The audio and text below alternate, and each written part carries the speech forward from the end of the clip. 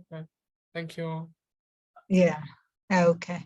So as usual, we don't do a lot of introductions because we believe that Eliana will do her own introduction. And welcome to this session. And we are happy that you're here. Over to you, Eliana. Thank you so much. Hi, everyone. I am excited to be with you today and to talk about future-facing assessment. So a good practice that I learned from Maha, of course, I'm going to put the link to my presentation and you can take a look at it later or whenever you want. It's in the chat now. I will share my presentation with you and we can start. There's no group work in the meeting rooms today, but we will have a few Jamboard activities to reflect together.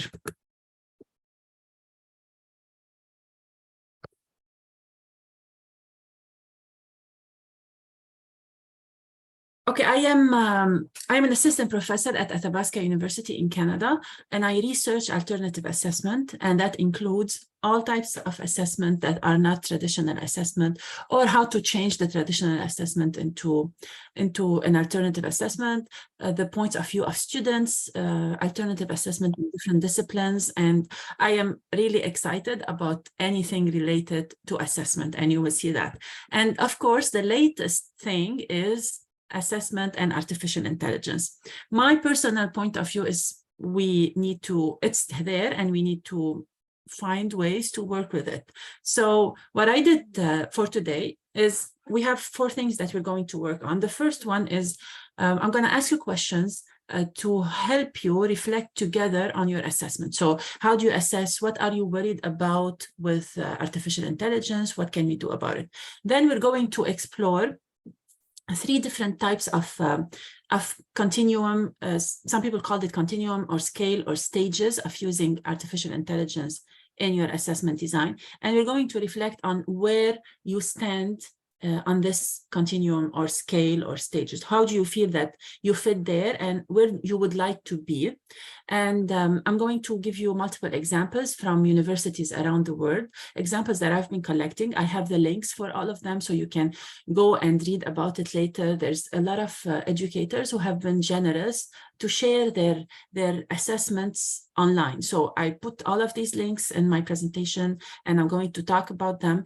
But I want to say here that it's important that you look at these examples and then think about how you can make it your own. So these examples are not recipes. You look at it, you reflect on it, and you find what works for you. And finally, we're going to reflect on why would students rely on AI to complete their assignments for them. And when we reflect on that, if we can find reasons of why our students are doing this, then maybe we can find reasons to engage them and help them engage with the assessment that we are designing. So the first activity is, I want you to think, and I'm going to put the link to the Jamboard again in the chat. The first slide has a question. In 10 years, when your learners have already graduated and found jobs, how do you think they would be using AI at work? So no matter what your discipline is, if you are teaching medical doctors, if you are teaching engineers, if you are teaching journalists, if you are teaching teachers, how do you think your students will be using AI when they are working? So please, can you go to the Jamboard and answer the question? I will put the link again.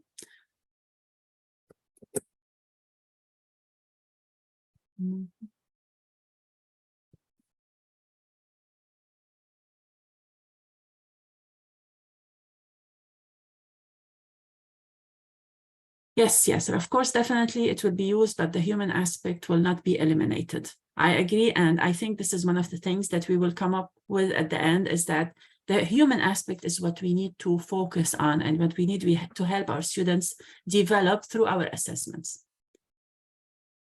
So can you see my Jamboard? Oh, okay, perfect.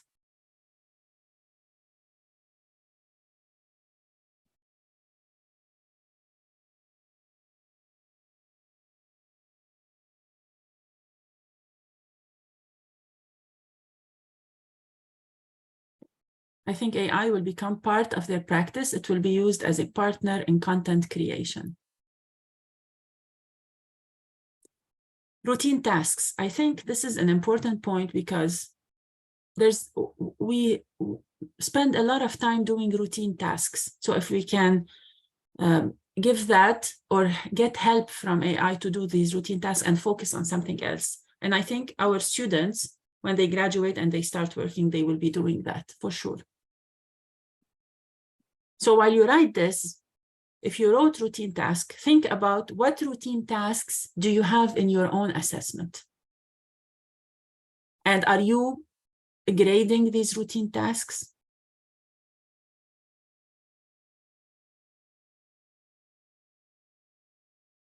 And the other part about content creation, so if your students will be using AI for content creation, what skills do you want them to develop so when they use AI for content creation, they have the critical thinking to choose the correct content?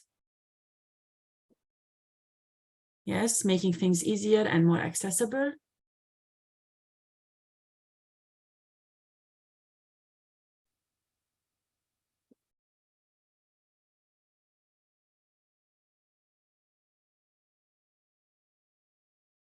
So I think they will use it to give them ideas for expressing ideas in difficult emails.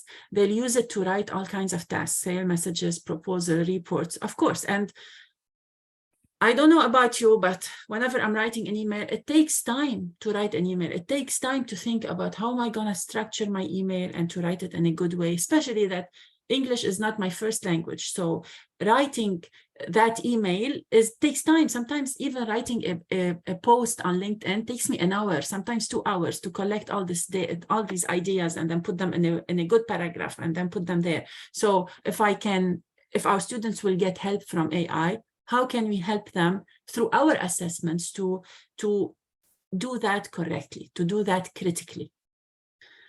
Writing what used to be from a template, yes. So brainstorming and drafting and getting ideas, but not as the end point, but maybe I'm wrong about that assumption. So also that's good to acknowledge that sometimes we don't know. We think that this is what they're going to use, but maybe there's other ideas, but definitely they will use it for brainstorming and drafting and getting ideas. I can talk about my own students. So I teach Bachelor of Education students, Master of Education students, and future researchers. And I think that my students will use AI for lesson plans. They also for ideas for lesson plans. They also might use it for ideas for examples, or even for ideas for stories that they want to read for their students, for activities that they can use for their students. They can also use it for literature review. So there's the possibilities are endless. I personally don't think that they will use it to 100% replace their work. They will use it to make their work easier. So when I think about my future teachers, the skills I want them to develop through my assessment is how to use artificial intelligence to create a good lesson plan. So get the lesson plan and then be critical about it. See what's missing in it, what's good in it, and then make it their own. That's the skill I want them to develop. Make teleportation possible for meetings and classes. Yes, and I think we already started seeing a little bit of this, and it's going to develop for sure. Consolidating and checking learning. Yes. And I've seen lots of examples where instructors or researchers are developing tools to allow the students to check their learning. So asking AI questions about their learning.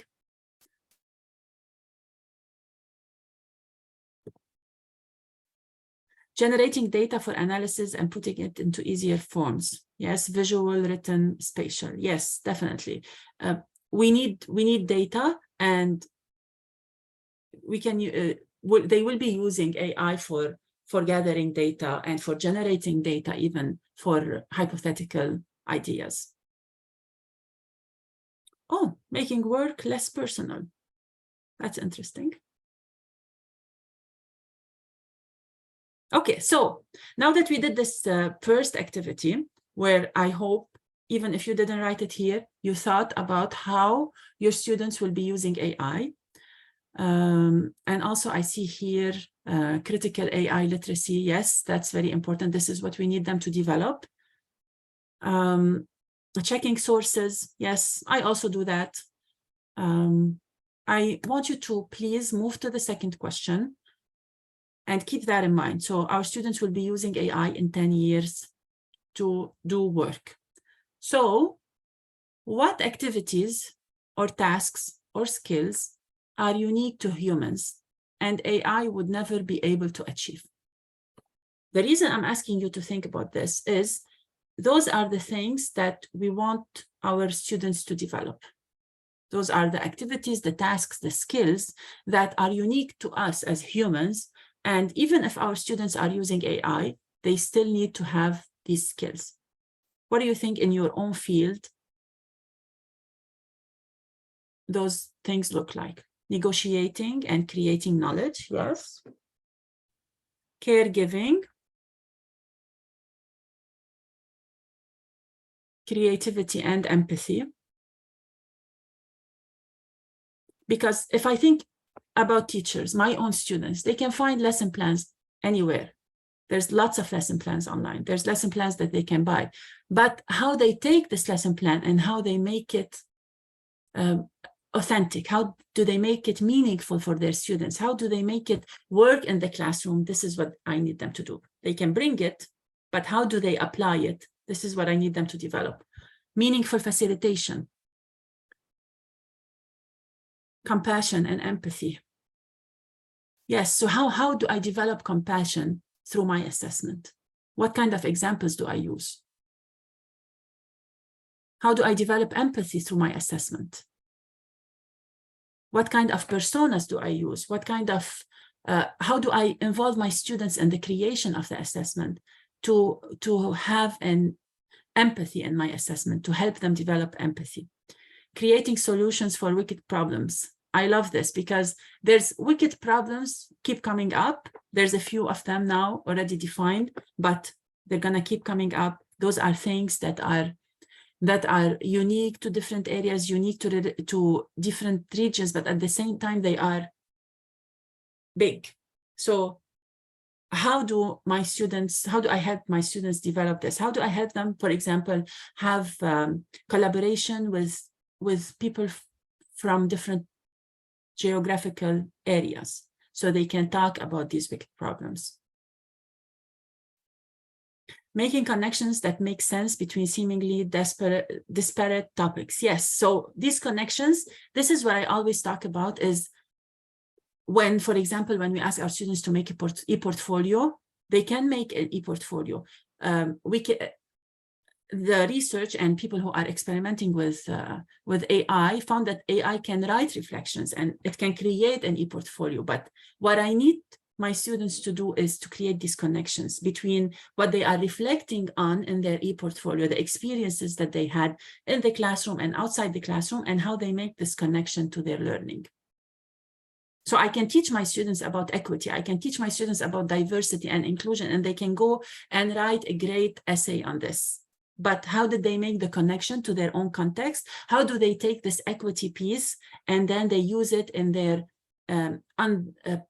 when they are giving support to the elderly people they are working with? How do they take that equity or that diversity and then they use it in the classroom, or they use it as nurses, or they use it as engineers, or they use it when they are designing roads? So that connection is what is important and I need to work on. So now think about that connection when you are creating an assessment. What does that assessment look like? Does it look like an essay, or does it look like a reflection, for example? Or does it look like an interview where the students go and find people that they are really interested in learning from? And these people could be maybe, when I say people that they are interested in learning from, so people who are who want to learn from indigenous knowledge, they can go and talk or learn from an elder, or people who are interested in a religious aspect, they can go and talk to a religious leader and then talk about this connection that they make. how do they present that connection? It could be orally. For example, they can have a podcast, they can have, they can record the interview, they can even reflect on that interview. So this connection is what I want them to make and what I want them to show me. So again, meaningful facilitation, understanding what student needs are and why they may be stuck. Anything that is non-standard or new, definitely. They are creating connectivity and understanding coming from the expertise and professionalism of their professor and mentor. Yeah. So we go back to the idea of connection, of negotiation, of meaningful facilitation, of caring, of empathy, and creativity. So keep those ideas in mind, and let's now go back to the presentation and see what different people have talked about when they discussed using artificial intelligence in the assessment. So I'm going to present 3 different ideas that I like. The idea here is that there's not only one way, or there's not the best way. There's different types and there's different ideas, and it's up to you to choose what works for you for a task, what works for you for your own students, and you are free to change and experiment with all of these. Okay, so there's no right or wrong. There's a lot of ideas out there. The most important is that you find something, you try it, and you check with your students if that worked or not, and then you improve on that. Okay, so the first one that we're going to talk about is the taxonomy of options for including generative artificial intelligence, and the link is at the bottom. So here there's the first one is ignoring that AI exists, and then you keep moving with your assessment. The second one is banning the use of AI. So you cannot use AI. This is plagiarism. This is not allowed. The third idea is invigilation. So invigilating the assessment of your students.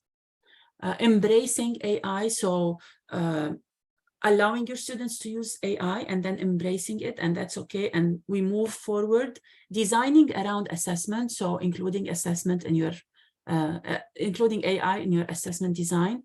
And the last one is rethinking your assessment. So maybe we need to rethink the assessment that I'm using and choose a different assessment.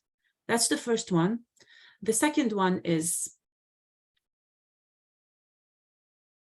the first idea is no artificial intelligence. It's very similar to the previous idea, so ignoring.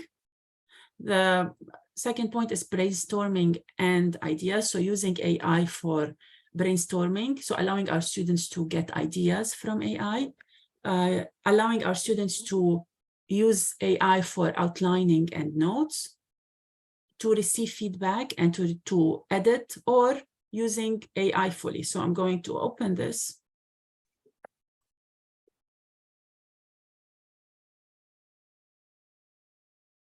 And if you go down, there's a table that gives you examples of what this looks like in the assessment task. So no AI, students complete a traditional multi-choice exam on historical events.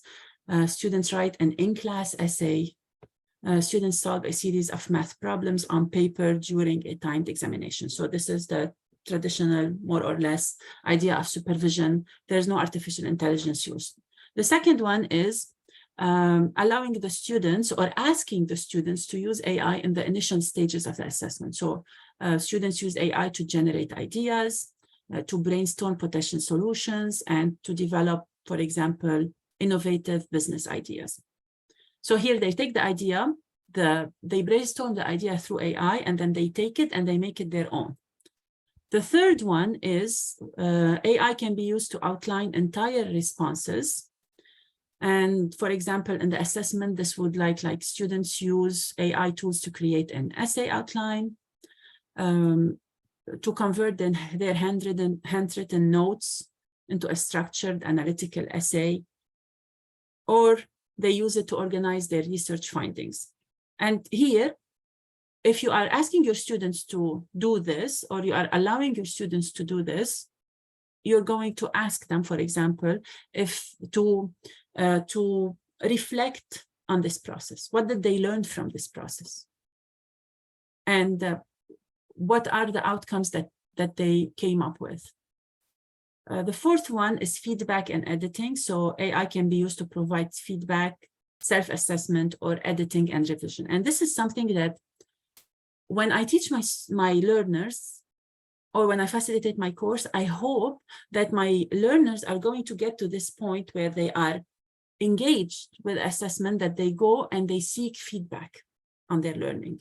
So they seek feedback from different resources, and one of them could be AI.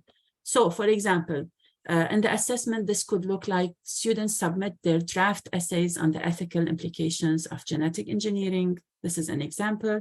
And then they get feedback from the AI on the structure, clarity, and how persuasive their essay is. So this also could be, the goal here is for them to learn from this feedback. So they submit their essay, they get feedback, and then they incorporate their feedback. And the learning happens in the incorporation of their feedback. So we are using assessment also as learning here. The second one is students use AI tools to receive instant feedback on their oral presentations and improve their delivery. So also they are learning from this feedback. Students collaborate with AI to revise and edit their group research papers on the effects of your area, your discipline area. So here you see that there's a group research paper. So students work together on a research paper. It's a group work, then they submit it to AI, they receive feedback, and then they use that feedback to revise and edit. This is learning at multiple levels. So the first one is they've done the research by themselves, then they negotiated how to structure their paper and what to put there. Then they get feedback from AI. It's like another level of negotiation with AI, and then negotiation with each other to talk about the feedback that they received from AI. And I do it all the time whenever somebody is talking about a topic that I'm not sure of or that I don't know. I just Google something and I get that idea and I talk about it. And it's either I am persuaded by that idea or not. So I do more research. And this is where we want our students to get, where they receive ideas from the AI, but it's not only that they took the idea and then they submitted it. They took the idea and they are critical about it. They negotiated with their teammates, and then they do revisions based on these ideas that they've received. And the last one is full AI. So AI can be used to generate the entire output. For example, in assessment, students provide AI with their research and ideas, then use the AI-generated synthesis to create a comprehensive report. So AI can give them multiple ideas. They can ask AI to generate multiple times, because every time it's going to generate new ideas, and then take that and create a report, or maybe do more research. The second one is students input their group discussion notes, and then AI generates a cohesive summary. Then they go back to the summary and they make sure that it reflects their ideas. And this is where the learning is happening. So let's not focus on the end product. Let's focus where is the learning happening. The third one is students supply AI with their design concepts and requirements to generate a visual representation, for example, of a proposed architectural project. And then they reflect on this, they make edits, they present it. And as I said before, this is where the learning is happening. I know I'm repeating the same idea, but I think it's important to always focus on where are my students learning. So, okay. So the third part about using affordances of artificial intelligence is assessment. And assessment is from Flinders University. And what they did is they divided it, instead of stages and continuum, they divided it as where in the assessment are students using AI. So there's the first one, AI in the planning stages of a task, AI as a core part of the task, AI for self-testing, and AI as a copy editing tool. I'm going to open the link. I always like to open the links because I believe that people have done so much work, and it's important to see what they have done instead of talking about what they did. So here, if you go down, you will see that they have examples. So at the planning stages, what does it look like? So students use AI for an initial scan of the literature. Or students use AI to identify the sections and elements needed for a text type. So this is at the planning stages. The other ideas, and they took most of this from Mollick and Mollick. I also have the link for that in my presentation. So AI as a core part of the task, what does it look like?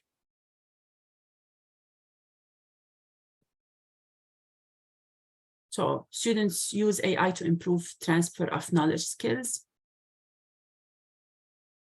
So they can get an output from AI, and then they can explain their understanding. They can find the inaccuracies, the gaps, and the missing aspects on a topic.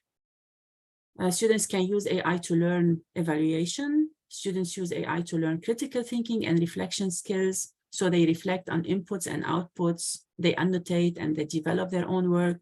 Students use AI for divergent thinking and the generation of ideas. So if they need, for example, sometimes it happens to me, I am stuck on an idea, or I am trying to find a counter argument and I cannot find it. So students can ask for that counter argument or for examples, and they need to go in and critically evaluate these examples. Of course, this is where the learning is happening. The third stage is AI for self-testing. So have students generate quiz questions for themselves on the content. Use AI to explain why an answer solution is correct. And one thing I like is if you can ask your students to go and do some of this self-testing. So they can ask AI to generate 5 questions, for example, and or they can compare their answers, and if they can submit a summary or a report on what they learned from this experience, or if they can submit, for example, a 1-minute recording of what they learned from this activity, or if they can do this activity once every week and then record one thing that they learned. So for me, this is the important learning element, and this is what assessment looks like for me. This is where my students are learning. The fourth part is AI as a copy editing tool. So they can ask AI for formatting or language or editing, and then they can compare it with their own. You'll see there's an example that I'm going to talk about later about students learning Korean, and they do compare the output from Google Translate with the output from AI, and then they talk about that. Students use AI to identify and improve story style and tone. So of course, this depends on your own discipline, but those are examples of where AI can be included. So now that I explained those 3 different approaches, and I'm sure there's others, but these are the ones that we have now. What I want you to think about is going to the 3rd page on the Jamboard. I want you to think of where are you on the continuum scale. Which one do you think, where do you think you are right now, or where do you think you want to be?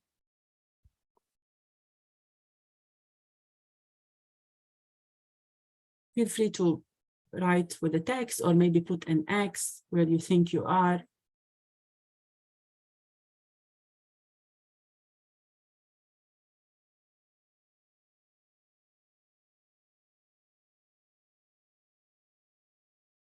I'm going to give you a few minutes too, because I know there's a lot of information there. I will check the chat. in the meeting.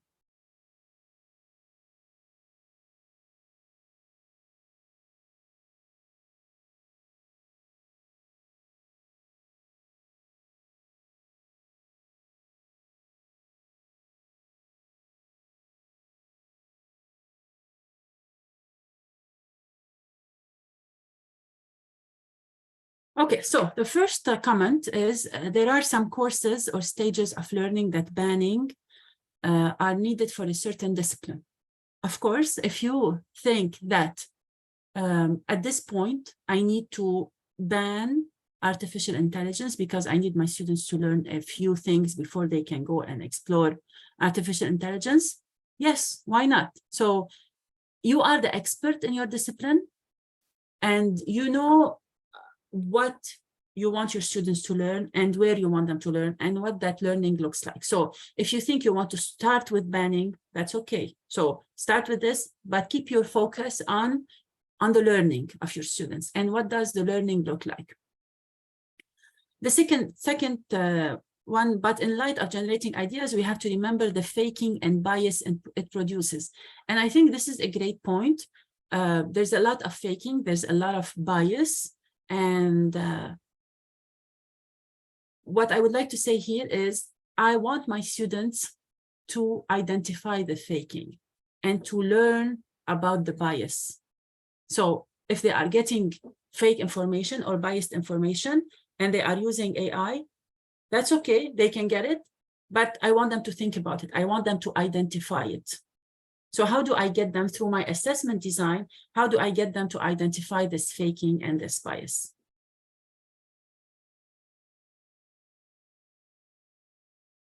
I can see how it would be helpful for group writing to look for consistency in style and information organization, especially when they each write their own sections, helping them to develop a group written vision.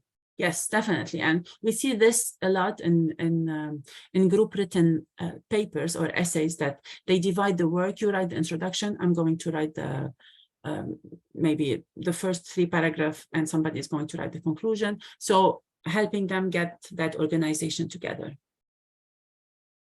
My concern with copy editing is losing the student voice in writing. So I also emphasize that here, the step of copy editing is I'm not asking the students to just submit for copy editing and just submit it to me without even taking a look at it or without learning. I want them to learn from the copy editing.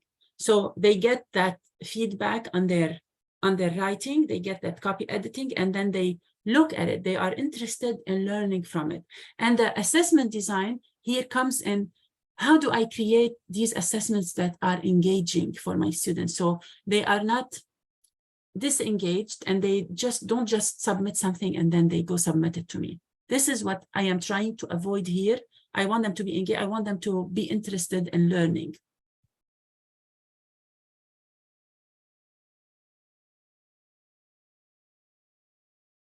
I think reporting the prompts will help the instructor know.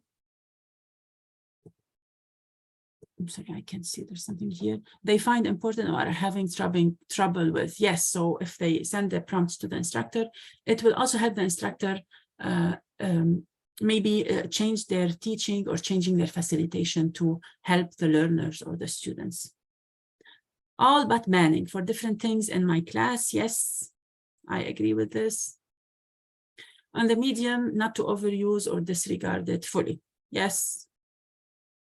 Also, I agree with this.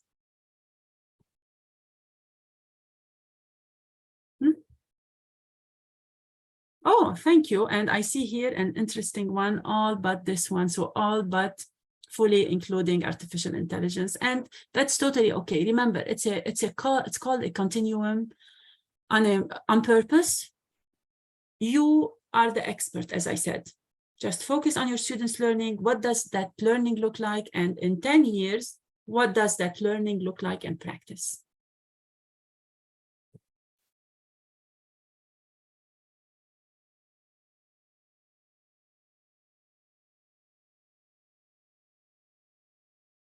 So sometimes banning is needed depending on the situation. I'm reading something from the chat.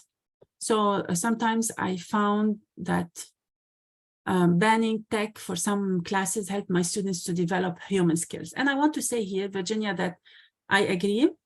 And what I hope to do is helping my students to know when they need to stop using technology, or when do they need that skill of stopping.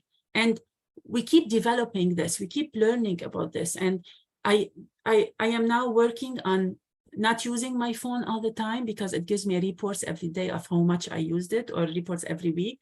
And this is a skill that I want to learn, of not using that technology all the time. So how can I design an assessment that helps my student develop the skill of knowing that now I don't need AI, and now I don't need technology, because that task that I'm doing does not need AI, or I am interested in learning that skill that is required of me. So what type of assessment do I need to develop, and how do I develop it? Now, let's go back to the presentation and let's talk about different examples. We did this. Examples. I hope you find some inspiration in these examples. The first one is from the University of Sydney. I put links, and I put the university, and I put the names of the educators, because I want to acknowledge that they did all this work. Those are not my ideas. So the first one is a professor of veterinary science. So allows students to use ChatGPT in capstone projects. So encouraging students to use LLM to help with inquiries such as summarizing research and creating outlines. So in veterinary science, they summarize the research. But remember what they do here, there's the link, you can read more about what they did. What they do here is, after they summarize the research, they need to go back and check, does that research exist? Does it make sense? Is it important? So the skill I'm working on is not collecting the research, is being critical about the research. And this is what this instructor is focused on. The second one is in English. So this is for undergraduate students, helping them understand a metaphor, or thinking about a different interpretation of a metaphor. So students choose their own metaphor and consider the affordances of ChatGPT. What it gets right, but also what it might miss out or even get wrong. And here we go back to the fake, we go back to the bias, we go back to the wrong. So give that metaphor to ChatGPT and check what explanation they give. Maybe check 3 different times, check 4 different times, and then reflect on that. Also, you can take it on a higher level. So check what ChatGPT says for me, check what ChatGPT says for Heather, and then I get together with Heather, and we can compare the responses that we got, and we can maybe produce a small video on what we think is wrong there, or what we think the metaphor is. Or maybe we can do a role play, we can do a dance, we can do a drawing about this, or a poster. So the learning, this is where the learning is happening. The third example is ChatGPT helps students with creative ideas for assignments, also to overcome writer's block. So these are students of engineering. Here, this is an assessment that has different levels. Students reach out to stakeholders from healthcare organizations to conduct an interview. So students need to identify the organizations. They need to reach out to these healthcare organizations for an interview.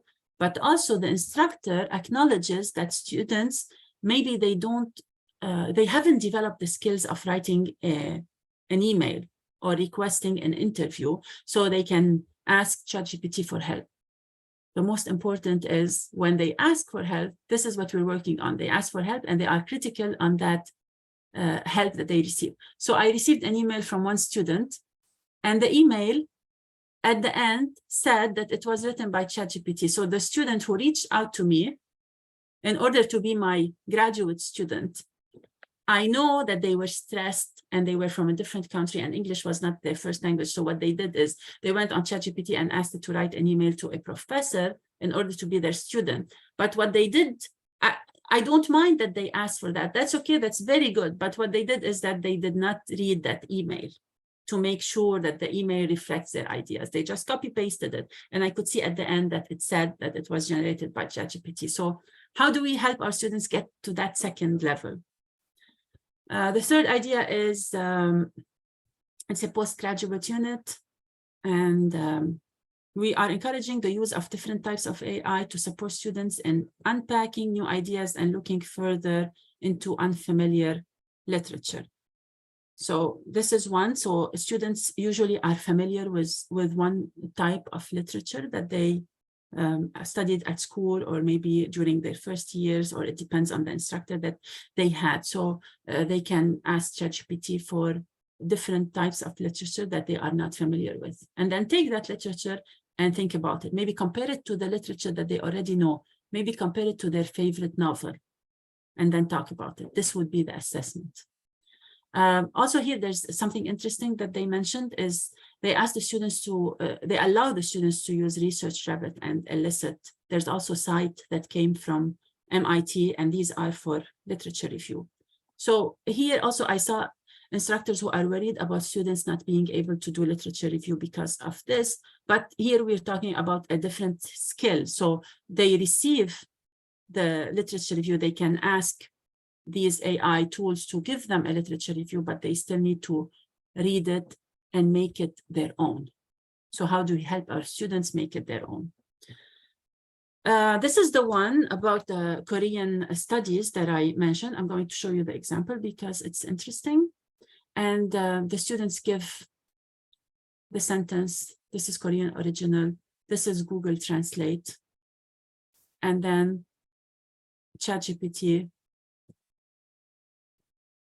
translated. So here you see that there's differences. So what students do is they reflect on these differences and they say which one makes sense or not. So here, being in a tiger corner, this is not an English phrase. So automated translation and ChatGPT would change this to currently facing a challenging situation.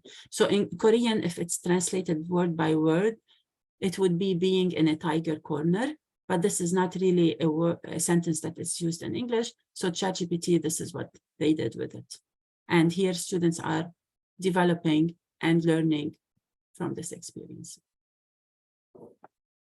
You can see more in the links. So assessing the process of learning. This is contemporary medical challenges. So get a response from ChatGPT of around 500 words. So students reflect on it, what was correct, what was incorrect, what don't you know is correct and incorrect. So what are you unsure about? What should you look up elsewhere to verify? Where should you look elsewhere? So this is the assessment of those ideas. And you see, students need to edit it in track changes mode and submit the prompt question. Another example, analyzing a ChatGPT generated essay. This is interesting research that was done on fashion education, where the instructors created their own fashion AI, and then they asked the students to go and use it in the ideation stage. So students went there and they looked for ideas on the fashion, and then they developed their own. Students, this is a literature review assessment where students get the literature review, but the assessment, the 2,000 word out of the 3,000 word is focused on the process.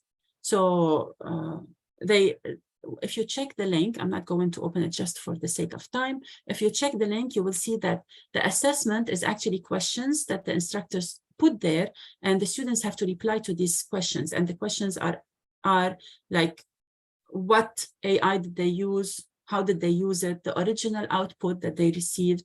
They have to put comments on the quality of the original output, their fact-checking process. So they got the literature review and then they went and they did fact-checking. They did not just get the literature review and submit it. So, and this is where the grade is. So there's 1,000 words of the submission, but then there's 2,000 words on the process of that submission. Another example of journalism.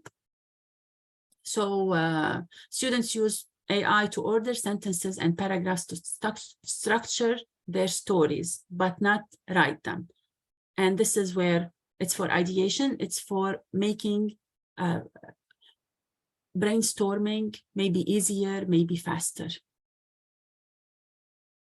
And this is another example. Students asked ChatGPT to generate 4 critical reviews, and then students have to review these reviews and then choose one of them, and they do social annotation. So it is put in, for example, a Google Doc where they put annotations on the review, and finally they discuss their choices in a mini Viva. So it's a short oral presentation. And for example, here, the instructor can create these 4 critical reviews. So if you are worried about your students, about privacy, or students don't want to use AI, so instructor can ask ChatGPT to create these 4 critical reviews, put each one of them in a Google Doc. So students go and read these 4 critical reviews and then choose one of them and put social annotations on their own annotations, their own ideas and others' annotations, and then provide a mini Viva. It could be recorded, it could be synchronous, and then they tell you what they learned from that process. Why did they choose this review? Or what are the elements that they commented on? UBC has multiple examples. I'm going to show you where they are. So also, if you go down, incorporating the use of an AI tool into assignments, you see that here, for example, this is in land and food systems. So students ask ChatGPT to generate formulations for specific food products and then request modifications to make the food softer, chewier, and sweeter. To demonstrate their understanding of how each ingredient works, students are expected to address how modifications of the formulations may lead to food products with different traits. So students are, the end product is created by ChatGPT, but then the students need to explain how each ingredient works. Here's another example from Foundations of Educational Technology. Students provide their own views on several questions about AI and machine learning, then compare to ChatGPT's answers to the same questions. And in their own answers, students must refer to readings provided along with the assignment. So here we're talking about connections. Students provide their own point of view. We've done this. Students get their answers from ChatGPT, and then they compare them, and they connect these to readings provided in the classroom. So we are moving to higher levels of helping our students become reflective practitioners and critical thinkers through our assessment. So here are the 5 questions that this instructor used.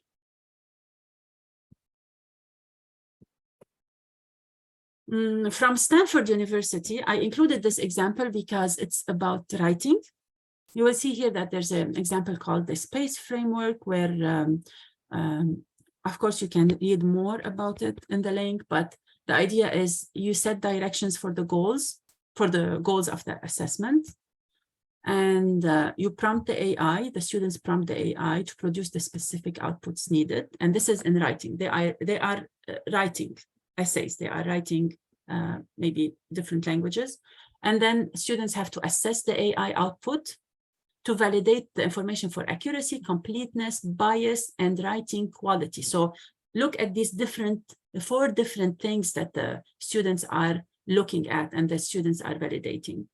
And then curate the AI-generated text to select what to use and organize it coherently. And finally, edit the combined human and AI contributions. I like this because it acknowledges that the students used AI and they edited edit the final result. Of course, this is up to you if you are comfortable using this, if you want to start small, if you don't want to use all of these ideas, but this is one example. You can read more about it in the link. From James Cook University, also, they have different ideas of using assessment. For example, compare and contrast. So students generate a number of different examples, and then they compare and contrast them to different authentic scenarios. So remember, students have to go and find an authentic scenario. And then they get a number of different examples from ChatGPT, and they compare and contrast them. And this, they are making connections, and they are learning more and more and identifying their learning. The second one is improving the output. So students generate an answer to a problem and then critique the answer by referring to peer-reviewed literature. So students submit something that has track changes. We are focused on these track changes and less on the final product. I don't know if it happens to you. My students submit essays and I read those essays and they are wonderful, they are great, but I am not sure if my students learned or not.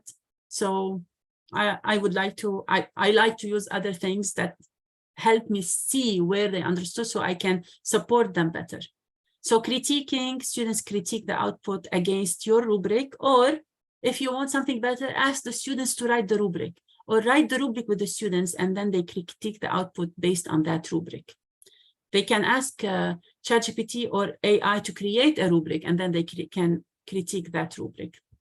Rank the output, so students ask AI a question and rank the responses and write a justification. So for example, you can ask the AI to provide multiple answers, multiple responses, and then rank them of which one is better, and then tell you, justify why did they do that ranking. Factual, so students generate answers to a problem and determine what is right and wrong, or design a rubric. Students design a rubric to evaluate AI output. There's a link, you can read more about this. Okay, I wanted to say here that you will notice, if you look at these when you have time, that instructors or educators are using AI at different stages of the assessment. It's not all the same. There's an important point, which is reflection, that you see it in most of the assessment. There's that reflection point. They are helping students critically use AI. And also, when you get a chance to, if you get a chance, or when you get a chance to read all these examples, you will see that in most of these examples provided by the instructors allocate some time to discuss the guidelines with the students. So they give them maybe 20 minutes, 30 minutes, and then they talk to them about the use of AI. So this is a partnership with the students. Students are not there and we are not doing the assessment to them. Students are engaged with us. We are discussing the guidelines with them. We are telling them why we are doing this type of assessment. Why are we including AI, or why are we banning AI? And we are getting to that understanding and then moving from there with our assessment. I don't know if you saw this on Reddit, but I saw it and I was laughing because this student submitted an assessment and the assessment had this sentence in it: as an AI language model, I do not have personal opinions or preferences. So the student went to AI, got an essay, and just submitted it without even reading it. So how do we avoid this? I was going to do a Jamboard activity, but I think we are coming up on time. So why would my student submit an assignment created by AI without reviewing it? I would like to encourage you to think about this question. What makes my learners who are, for example, doing a professional master's in education, those are professionals, they have jobs. They are here because they want to learn something. So why are they going and just submitting a prompt and copy pasting something and submitting it to me? And I did, this is a link to a chapter that I wrote about an equitable approach to academic integrity through alternative assessment. And I discuss here, I start with the point that if my students are copy pasting their assessment, there's something that I need to change. So if you look at the literature review behind academic integrity, you will see that either students are disengaged, and that's why they copy paste an assessment, or they're not being ready for the test. They're not ready, so they copy paste it because maybe they have too many things to do. They have families, they are busy, they forgot. So there's high expectations or competition for higher grades, and there's unauthored collaboration. So maybe they use AI, which is an unauthored collaboration, and then this would be like flagged as academic misconduct. What I want to say here is we need to rethink about our assessment. So how do we create an assessment that is engaging? Engaging means that is empowering, that is that promotes belonging, that our students feel that they are represented in these assessments. It's not just an assessment that is being done to them just to weed them out. So how do we create this? Maybe we can get their opinion on the assessment. Maybe we can ask them to choose the case that they want to work on. Maybe we can ask them to choose a hero or a champion from their own community that they want to showcase. Maybe they want to showcase their own ideas or their own passions, and through that assessment. So how do I bring them in with me? How do I involve them in my assessment task to get them to be less disengaged? Maybe they want to do a public service announcement. Maybe they want to use social media or memes, or maybe they don't. So how do I get that point of view? How do I engage them as partners in my assessment? If they are not ready, I can do stage assessment, or I can break down my assessment into different parts where they have to submit small little pieces at a time that build on each other. And this way I follow the student, I see where they are missing out, I see where they're not following up, and then I can support them, and they don't feel that they are not ready because they have been prepared all the time. It's not only one big exam that they are not ready for, it's the whole thing that's working together. If there's high expectations or competitions for high grade, let's not focus on higher grade. Let's do alternative grading. Let's do ungrading or labor-based grading, specification grading, where it's not, the focus is not grading. It's not grades. The focus is, I want you to learn. And unauthorized collaboration, if they want to collaborate with somebody else, if they want to collaborate with AI, then tell me, how did you collaborate and what did you learn from that process? There's also these points from Deacon's University. So I just want to highlight the first one is do assessment when it matters the most. So try to avoid overload of assessment, like making lots of assessment, getting the students to be stressed. What I want to assess is what matters. What are they learning? How is it related to my learning outcomes? How is it related to my students' learning? So if we will focus on this and let's focus on how do I stop them from doing other things. As a homework for you, because we don't have time, I want you to think about what activity do you think you might include in your assessment? How might you use AI from all these different examples? And I hope when you get a chance to reflect on all these different ideas, you can think about it. And if you feel that you would like to chat with me, I love to talk about assessment all the time. This is my email here. Feel free to send me an email. I always post on assessment and AI and alternative assessment. You can follow me on LinkedIn, on Twitter, and we have a website for our own project. And finally, I want to say that I'm starting an assessment incubator project. So people submit their interest and I work with them. My team and me, we work with them to change their assessment. And if they want to do research on this, we also help. So if you're interested in this, feel free to fill the form. If not, that's okay. But also, I hope I inspired you with some ideas on using AI and the different things that you can do. I know we're coming up on time, and I'm so sorry I missed some of the chat points, but I am so sorry, and feel free to reach out to me if you have any questions. Thank you so much.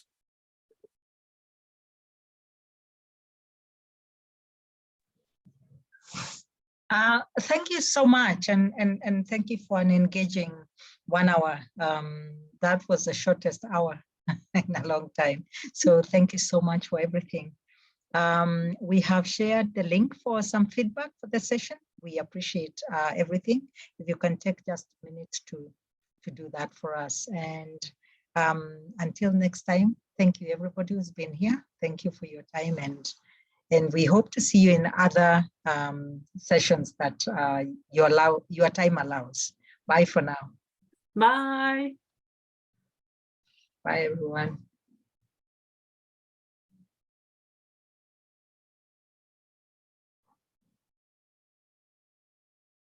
Heather, I lost my connectivity, so I cannot stop the recording. So you need to. Oh, I can do it. Thank Sorry. you. Thank you. And bye, everyone. See you on the other side.